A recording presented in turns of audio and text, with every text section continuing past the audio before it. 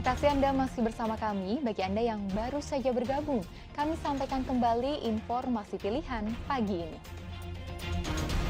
Seorang pengendara motor terseret arus saat nekat melintasi jalan Dadali Bogor yang terendam banjir.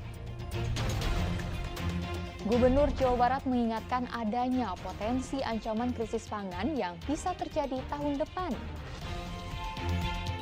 Menelisik budidaya buah naga yang berwarna kuning di Kabupaten Subang.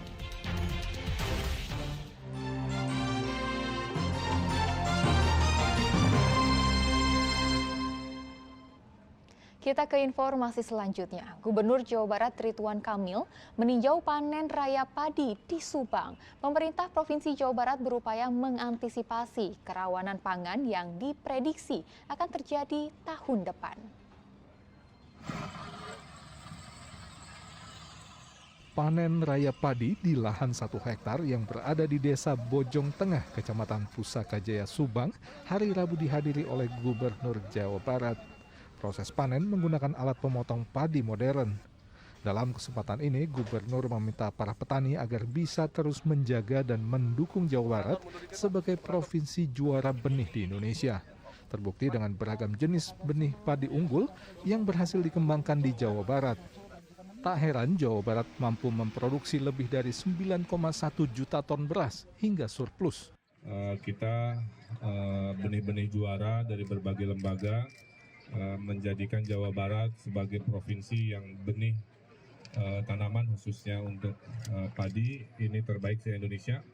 Kita produksi 58.000 ton, dikonsumsi hanya 2/3-nya oleh Jawa Barat, sisanya kita ekspor, kita jual ke mana-mana.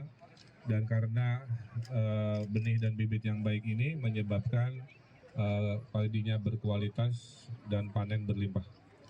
Kita surplus setiap tahun 1 sampai 1,5 juta ton, sehingga Jawa Barat tidak ada rakyat yang kelaparan ya oleh urusan makanan pokok yaitu beras. Nah, ini saya apresiasi kepada seluruh pemangku kepentingan dari pemerintah pusat, provinsi, kota, kabupaten, para penyuluh pertanian, kelompok tani, pemberantas pengganggu hama, dan lembaga-lembaga penelitian di lingkungan pemerintah. Nah, kemudian juga kita berharap Jawa Barat juga bersiap karena tahun depan ada potensi krisis ekonomi, krisis energi, dan krisis pangan. Nah, sehingga kami tugaskan ekosistem di Jawa Barat untuk merapatkan barisan, memastikan apa-apa yang punya potensi akan jadi krisis.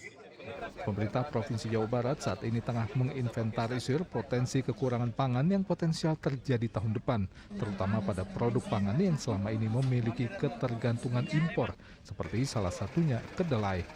Langkah yang diperlukan akan diambil lintas instansi dan kelompok kepentingan untuk mencegah agar krisis pangan tidak terjadi. Zainal Arifin melaporkan dari Kabupaten Subang. Guna mengurangi sampah plastik, sebuah komunitas lingkungan mengubah sampah plastik menjadi bahan bakar minyak jenis solar dalam kampanye pengurangan sampah plastik di Balai Kota Bogor. Ada yang berbeda dalam kampanye pengurangan sampah plastik di Balai Kota Bogor. Kampanye lingkungan ini dikemas dalam tur dan konser musik. Uniknya, selama konser musik berlangsung, seluruh energi listrik yang digunakan untuk menghidupkan perangkat tata suara dipasok dari generator listrik berbahan bakar minyak hasil olahan sampah plastik yang diproduksi oleh komunitas lingkungan Get Plastic Indonesia.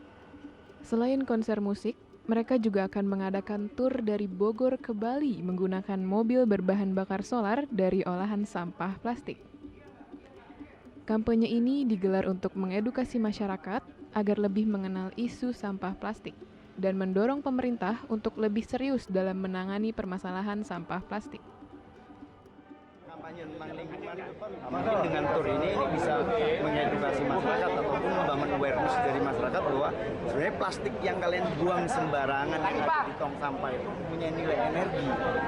Gitu, kalau kita bisa mengolahnya, itu yang pertama. Yang kedua adalah mendorong pemerintah, entah itu pemerintah pusat atau pemerintah daerah untuk benar-benar ini permasalahan atau isu sampah plastik ini mau diselesaikan atau mau dipelihara sih. Teknologi udah ada, pemanfaatannya juga jelas, iya kan?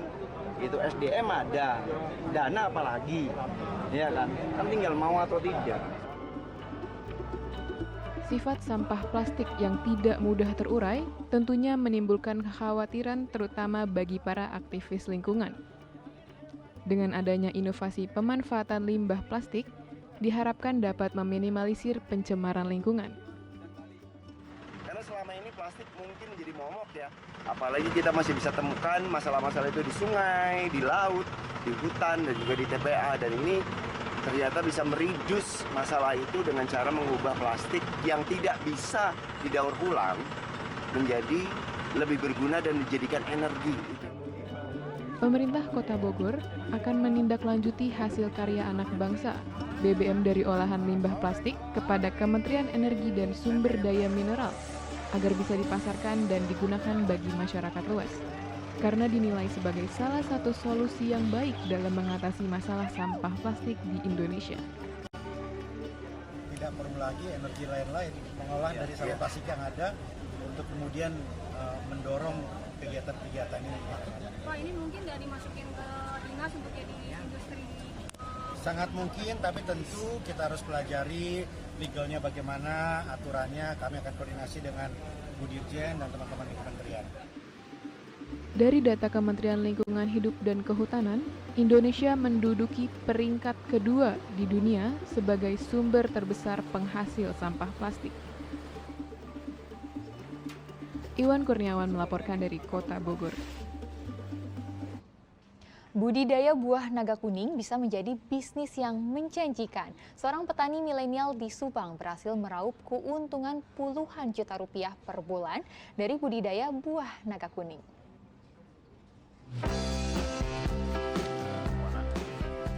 Jika biasanya buah naga identik dengan warna merah, pernahkah Anda melihat atau mencicip buah naga berwarna kuning? Buah naga golden memiliki kulit berwarna kuning dan daging buah berwarna putih cenderung transparan. Buahnya lebih kecil dan rasanya lebih manis dibandingkan buah naga merah. Naga golden berasal dari penyilangan yang dilakukan oleh Israel dan Australia, kemudian menyebar di beberapa negara di Asia. Salah satu budidaya buah naga kuning dikembangkan oleh Dedi Sumardi di kebun seluas 2.500 meter persegi. Kebun ini berada di Desa Sindangsari, Kecamatan Cikaum, Kabupaten Subang. Menurut Dedi, budidaya buah naga kuning relatif mudah karena tahan hama. Namun, yang membedakan adalah penyerbukan bunganya harus dilakukan dengan tangan oleh petani.